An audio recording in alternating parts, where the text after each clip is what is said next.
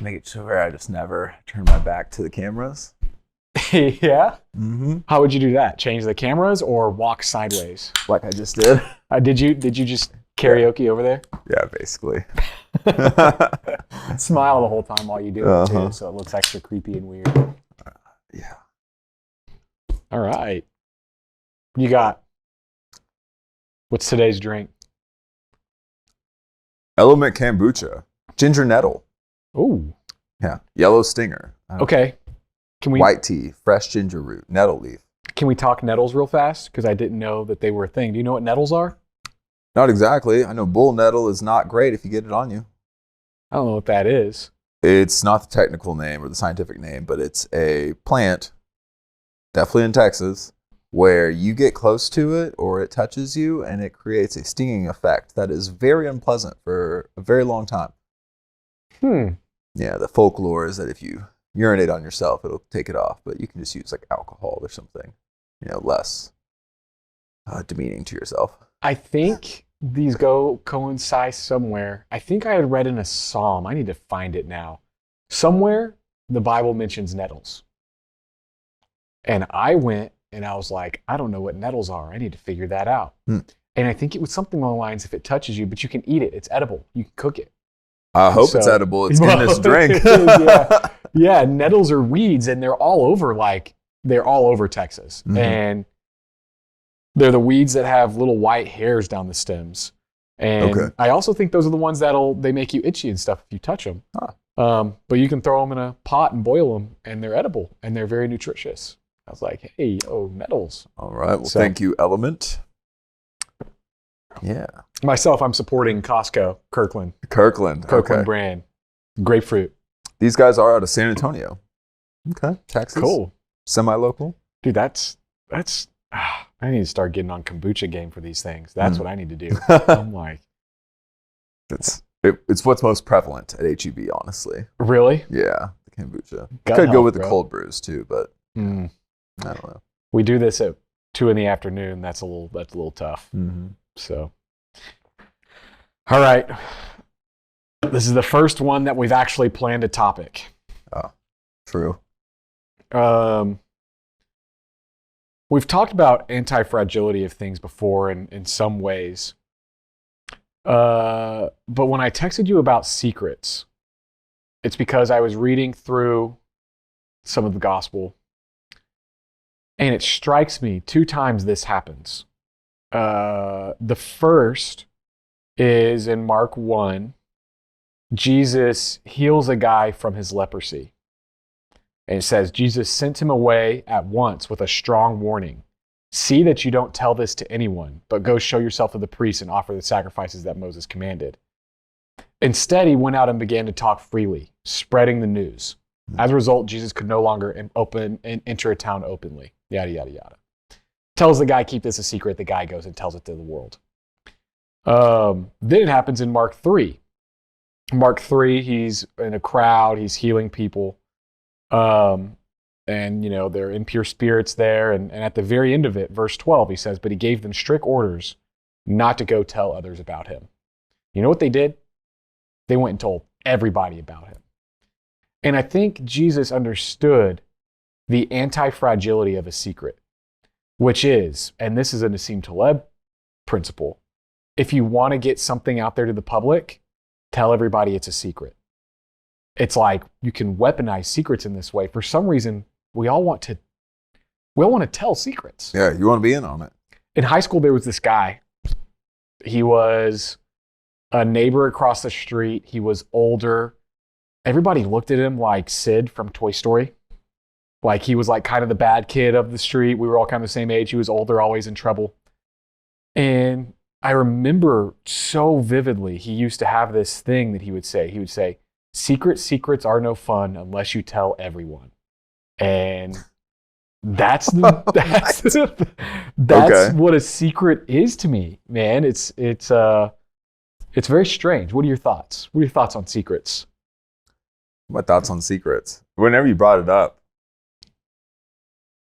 I've always debated, are there good secrets? Are there necessary secrets? That's what it made me think about. I didn't think about the implications of how to use them, really. I did do that research that I showed you. I categorized two different groups. One had a list of 38 different kinds of secrets, and the other one had 4 categories of secrets. So I took the 38 different secrets and categorized them into one of the 4 groups. And I was like, there you go. I'm unique. What a thinker. At the same time, not thinking. You did more on secrets than I think most people do. So what'd you learn? Highlight was that they said there were 4 different kinds, which I mostly agreed with until there was a small group of the individual secrets that I didn't know how to categorize, mostly because I thought they fit into multiple of the main 4. They described the 4 as sweet, essential, toxic, and dangerous. Which, okay. There's sweet secrets. Things that are secrets, I suppose, between you and friends or you and loved ones or something like that are like inside joke secrets, maybe? Maybe like that. Maybe it's you're going to have a baby. Yeah. And you don't tell anybody for the first 12 or 16 weeks secrets or whatever. That give you a good feeling like that. Yeah. I know that. That's interesting. Yeah. A marriage proposal, you got to keep that from your fiance. Yeah, that's true. Yeah. Yeah, okay. Yeah. Sweet secrets. What's the surprise parties is another one where everybody's just keeping a secret from you. They're keeping a secret. They're even lying in some cases to prevent the one person from knowing and spoiling the surprise. So I was like, okay, I get it. Essential secrets. What did I put in there? Ambition, plan, or goal for yourself. I don't necessarily say you have to keep those secret, but some of the larger visions I understand people keep closer to the heart. A family secret. So maybe if it's not just about you or dependent on you and your willingness to share it. They also had a traumatic experience. I'd say I put that under how some people lead not just with their pain, but lead with all their trauma as they're entering relationships or conversations with people they don't know. And I guess it's a secret, or it's like I just don't have to tell my story the whole time. It's what it made me think of. Like, I don't need the first time I meet you in a bar tell you like my life story. Let me give you all the 17 bad things that have happened in my life that I categorize as my trauma. Like, so am I keeping that secret? I guess. Like, if it needs to come up in a conversation, would I tell it? Yeah, sure. And then finances. I don't think there's any reason you need to share all your finances with everybody. And you're like, well, it's not a secret. It's between me and my CPA. Oh, it's only between you and one other person? Sounds like a secret to me. Sounds like a secret. So I was like, okay, it's making sense so far. Then there was toxic. Toxic was the biggest one, which I thought was interesting. Because I was thinking of secrets as more so dangerous, but most of them were toxic, which told me secrets have a decay or a power that changes over time. Yeah. I think of toxicity. I think of poison. I think of, takes a while for your body to become toxic after you've ingested something. That was habits and addictions, violations of trust, romantic discontent, emotional infidelity, social discontent, mental health struggles, hidden beliefs, all those.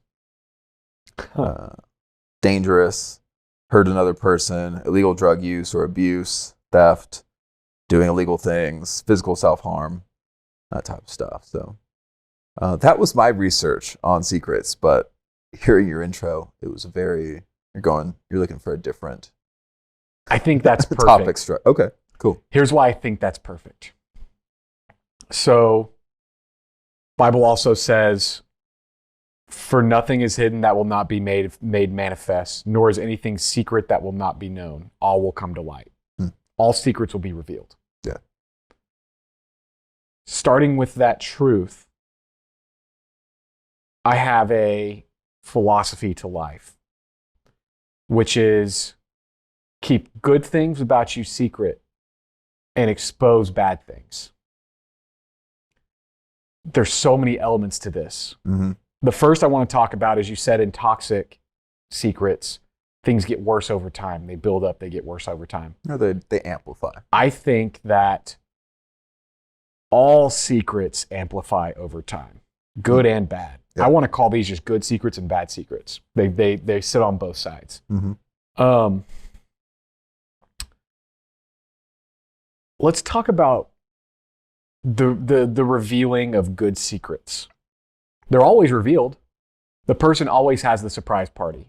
You always end up proposing. You always end up telling your family that you're having a baby, whatever it is, right? Or it will reveal itself, right? They're going to see you and be like, you look pregnant. Yeah. And I don't necessarily know if the longer you wait, the sweeter it becomes. But possibly for the secret keeper, the longer you wait, the more you feel like you have something inside. You know, it's like, oh, we planned this party for you for a whole year. You know, we waited 3 months and it was just us. And in that time, we had so much fun with it. We loved it. In that instance, keeping the secret longer almost makes it sweeter over time. Yeah. The value of the secret's greater. Like, if you spend a year planning a party, it's like, well, the secret 360 days in is definitely more valuable than the one that was 5 days in. Because, and you might feel so much better when somebody tells you they planned it for a whole year. Yeah. And it's going to be so much cooler, the party, everything about it. Mm-hmm. Then you got the bad secrets. The bad secrets hurt people. And I think that the longer it takes for them to be revealed, the more it will hurt. So let's say you cheat on your spouse and you go 15 years without ever talking about it. And now you guys are in trouble. You've been carrying this weight with you for 15 years. It's not easy. Definitely not easy on a person. And finally, it comes out.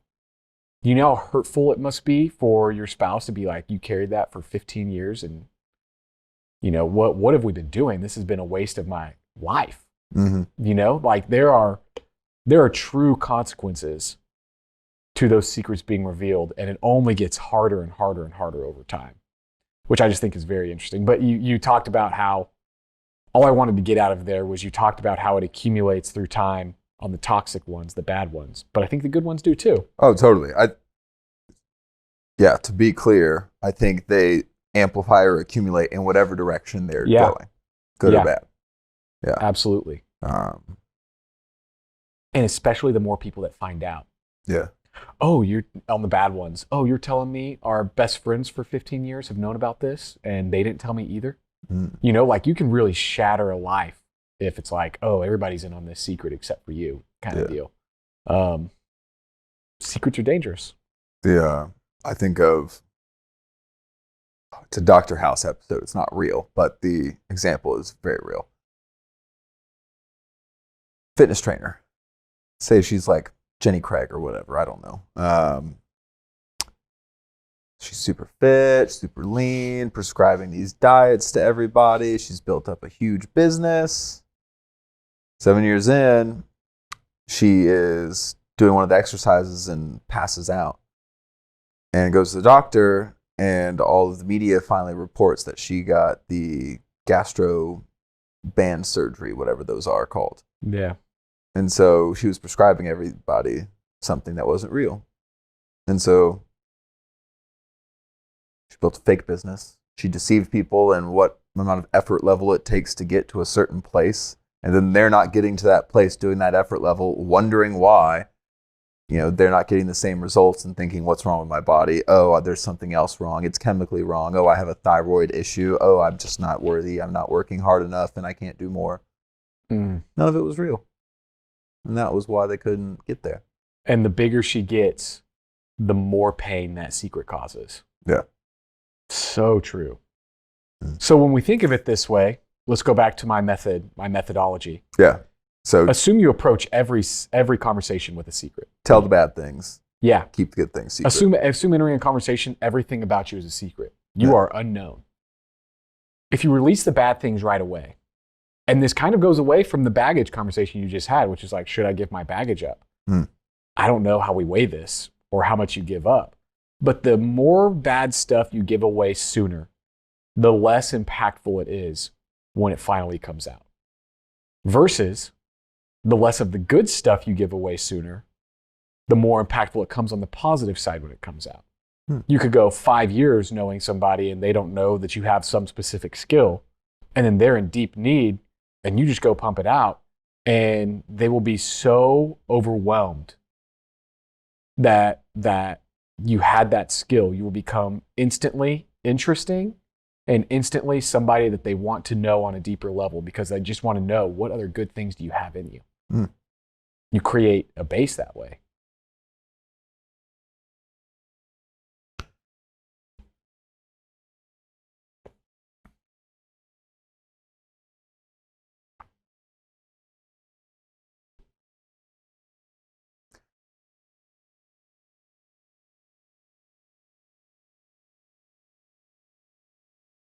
I'm weighing right now this approach. In the podcast, for example. So is everybody else listening. Yeah. You're not the only one. I absolutely like the sound of the strategy, and I totally see the value.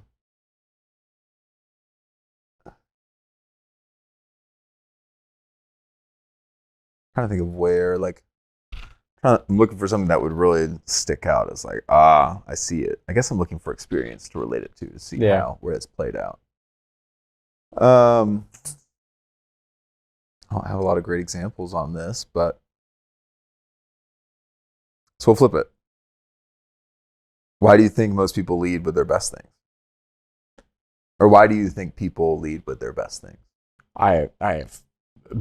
It's everybody wants to be seen in a good light right away. Make a great first impression. Nobody wants to be the bad guy. Nobody wants to be the bad guy.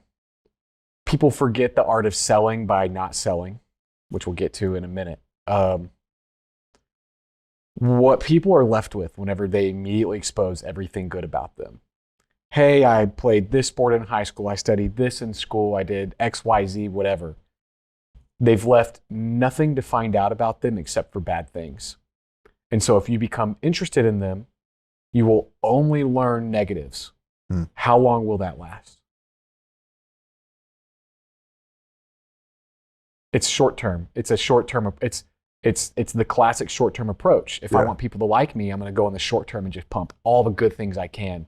And in the long term, all of that likeness is going to break away. Or in the short term, go in with some negatives. Maybe you end up on a lower path. Maybe you never get past that wall. But if you do get past that wall, it only goes up from there. It only can. Okay, yeah. Now I'm thinking of one person and two different perspectives I could take on them. One is that I've always seen them in a good light. And then whenever I learned some things about their past that weren't so great, I was like, oh, it's who you were. It's not who you are. That's good. It's fine. It's whatever. And so the darkness later was quickly overshadowed. And this is the part I can't measure. But it also could have been they actually led with bad things. And I just didn't even think much of them because I wasn't thinking a lot about them yet. And then the good things quickly overshadowed it anyway. Possibly. I don't know which one is what happened in this scenario, but I just want to recognize that either one of those could have happened to me. So I see it now. Yeah. I don't know exactly how this strategy went, but there's a guy that I know, just as an acquaintance, who was the one who introduced me to the art of selling by unselling, by not selling. And what they did was they started a company, and I don't want to be too specific about it. They said their approach was they went to sell people, and they would sit down with them and they would say, hey, we've never done this before. We're underqualified. There's actually no reason for you to hire us, but we work really hard. Hormozy says to do this too. Give all of the negatives, throw a but, and then give positives. Yeah. And that is how you win. But everybody else gives all of the positives, a but, and then a few negatives. And all anybody's left with now is the negative side. The Art of Unselling is saying, hey, here's every reason why you shouldn't hire me, but here's one reason why you should. Give me a chance. And they closed so much business doing that. Absolutely cleaned up. Yeah. Because you're just upfront with people. Hey, here's where let me set expectations of where my shortfalls are going to be. And so I think that is an element of, they could have kept all of their flaws a secret. They could have made flashy sales and made a bunch of promises that they knew they weren't going to be able to deliver on. Mm-hmm. And then over time, the relationship would have been destroyed and the reputation would have been killed. Under promise, over deliver. That's exactly right. Set their expectations low, but keep your expectations high. Yeah. Under promise, over deliver. Mm-hmm. Yes. That's it, man. I think that's kind of the principle here. Okay. I like it. So, back tied to secrets. Mm-hmm. In these under promise, over deliver, you're technically keeping a secret what you can do, or your true capability, or it's not quite the good way to put it. Okay. If faith is the evidence of things hoped for, not the substance of things seen, or the substance of things hoped for, not the evidence of things seen. How am I trying to say this? Is there like a secret aspect to faith where it's like, because if there's something you can't see, and I know it, like there's things I've never done before, zero evidence that I've done them. I know I can do it. Mm-hmm. I can't tell you I can do it though, because you'll be like, well, how do you know? Yeah. And yes, for a believer, I can tell them I have faith, but even some believers will hear that you have faith and they're like, is he talking to God or is he just saying he has faith in himself, like right now? And I'm playing with words right now because I'm trying to find what the thought is, but let me tell you something that I just see about the gospel that's interesting, that might hit home. So we talked about how Jesus healed the leper, told him not to go tell anybody, and he went and told everybody. Mm-hmm. Then he's in the city healing people. He tells them, don't go tell anybody, and they go tell everybody. How weird is it in the world today where we tell Christians, go tell everybody the gospel, and nobody's talking about it? The exact opposite. Isn't that nuts? If you kept it a secret, if you said this is a valued, treasured secret, keep it, do you think more people would talk about it?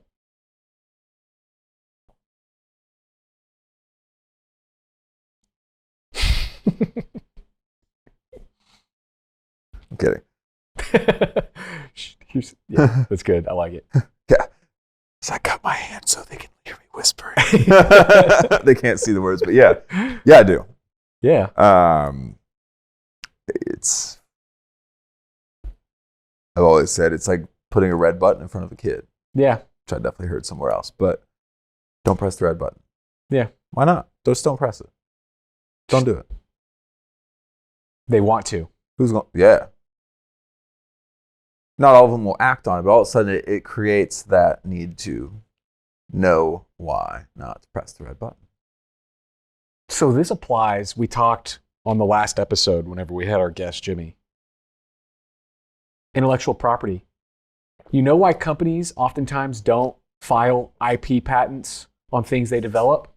Because as soon as they do, all the other companies go develop something just like it. The entire act of trying to keep something yours, keep it your secret, your special formula, makes it want to spread. But then again, there are all the companies like who Jimmy was talking about, which we should meet that guy someday, who's like, I give all my secrets away for free. I bet nobody's stolen from him before.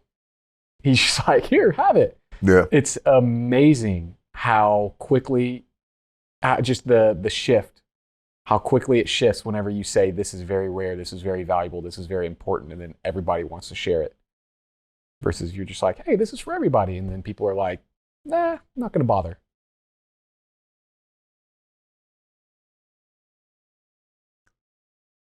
Playing into people's desire to be unique too. Yeah. Like you're saying, oh, this is for everybody. I'm not everybody. I'm somebody. Yeah. I'm Dylan. special. I have secrets. So that's not for me. Mm-hmm. You can keep that. Mm-hmm. This is not for everybody. Oh, I want in. a barrier, a qualification process, a selection process, an award. I want in. Exactly. Fraternities, special, probably cults, special interest groups, anything like that, country clubs. Mm-hmm. Let's make some exclusion principle to keep people out, and that'll make everybody want in more. Yeah. What does Peter Thiel always say? The strip club in Miami or the dance club in Miami with a line around the building. It's like everybody steps in line because they think there's something special, something secret inside of there, and everybody else is in line behind it. It's fascinating. Absolutely. So there's another element to this that we had kind of discussed, which is weaponizing these traits. Much like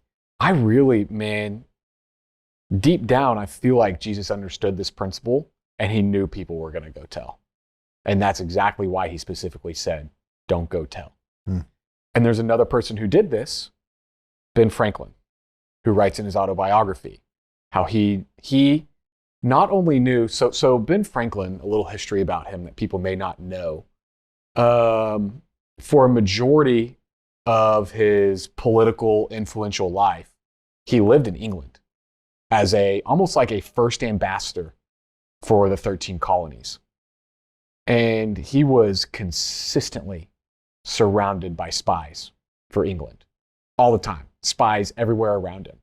And he welcomed it because he knew they were going and telling information to other people. He would feed them the information that he wanted the other people to know.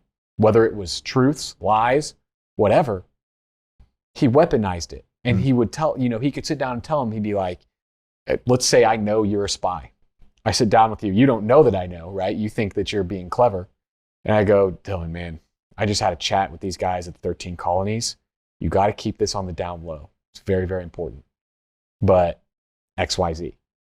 You're going to go tell XYZ to every person you can. Mm-hmm. And it just weaponizes it so much. And what he really talks about, and this is one of my aphorisms, if you will. One of my aphorisms is, if they gossip with you, expect them to gossip about you. If you're in a group of people who, whenever y'all are around, all you do is talk about other people you know, good, bad, whatever, all you do is just talk about other people.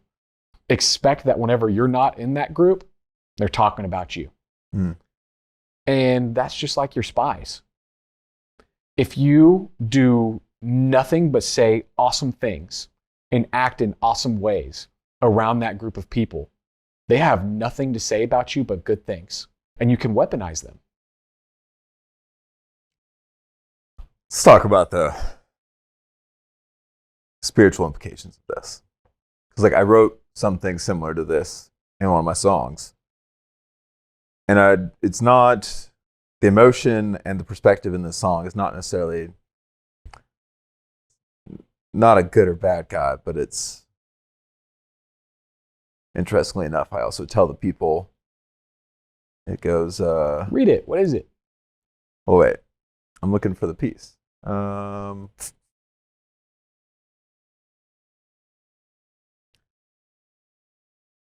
is it? I've been a bad man. I'm looking for the shut me down, turn around, turn me off, don't wait, right now, get down, you're still here, it's too late. And that's like the hook of it. So I'm telling people, don't listen. Yeah. Don't listen at all. But then shut it down, turn me off. Yeah. Right now. Don't wait. Then later on in the song, though, I say, I feed everyone lies and know rats by their vomit. Setting landmines with my mind and waiting for you to jump on it. And so you're talking about doing the same thing. It's exactly the same thing. I was definitely talking about like dark tactics in this song. So you were. I'm thinking about it as like, okay, dark.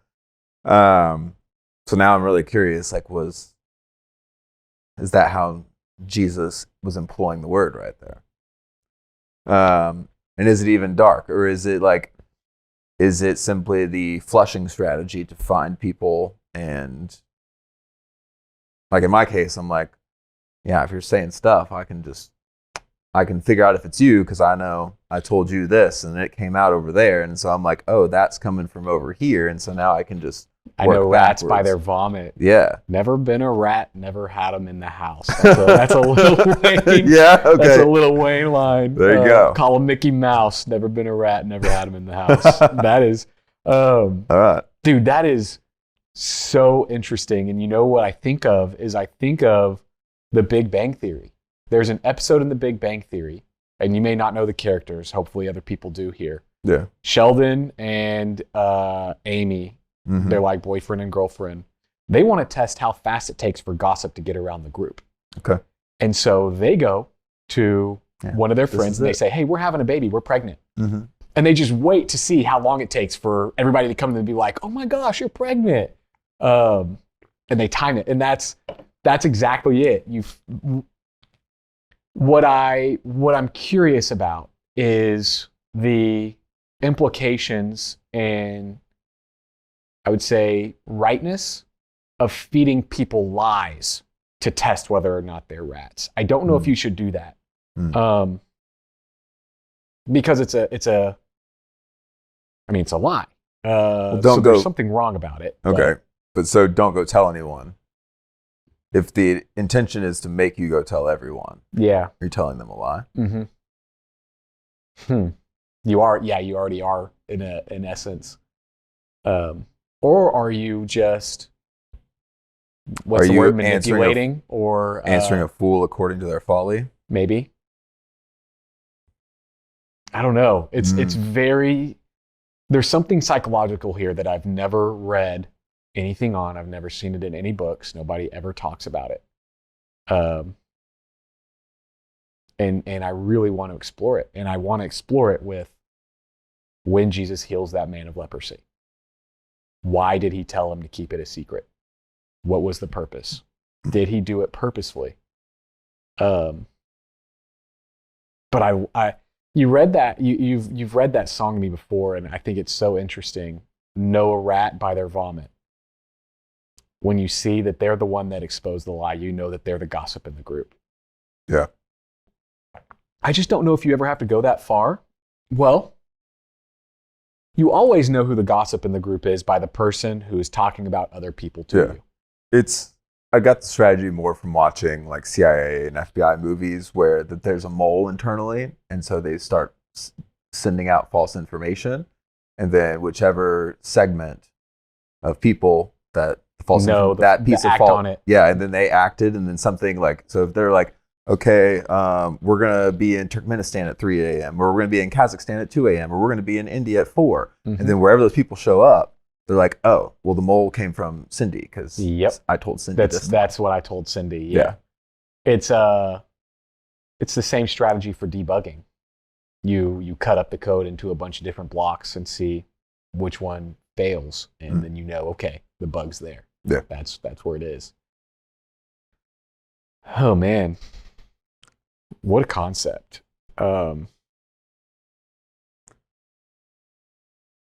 Just going to look at the very first Bible Ask thing right here real quick.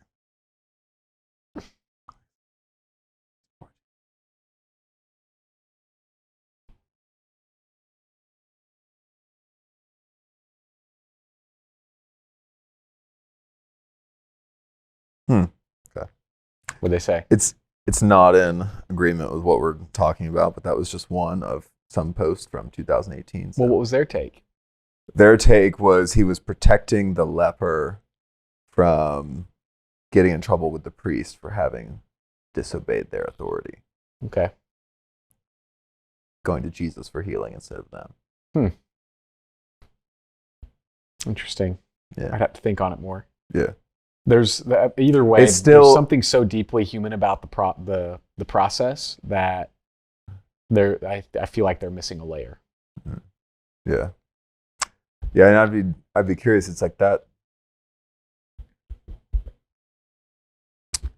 Being fully God, he would have known that the leper was going to tell everybody. Yeah. And so he still told him Mm-hmm. not to tell everybody. Mm-hmm. So the question still exists. Yeah, it does. I think, So I feel like if he didn't want anyone to know, he would have just not healed the guy. yeah. So my favorite thing is the idea of weaponizing. I say weaponizing. That's probably bad. Utilizing Utilizing, employing. the gossip. Yeah. Because, like I said, we all know people who all of their time is spent talking about everybody else. This is kind of like propaganda and psychological programming type of stuff. Yeah. What we're getting into. Yeah, it I is. feel like, yeah. Actually, it very much is. You know how crazy it is that all of the conspiracy theories that we hear today, they all talk about how it's something top secret that the government doesn't want you to know, and yet everybody knows about them. Mm-hmm. They're like, man, I found this big secret on the first page of Google. Yeah. Man, I saw this TikTok, and it told me this top secret. How many likes it have? 1.3 million? Yeah. Yeah, top That's secret. a secret, man. That's Nobody's ever heard that one before. Yeah, never. There is an element to it of it's blatant manipulation to get you to read and spread. Top secret is also kind of like a purple cow. Purple cow. It is. It's get you to look. Mm-hmm. Look at these top secret documents that the government doesn't want you to know about. Yeah. You'll click on that link all day long. Mm-hmm. At least the gullible people will. Yeah.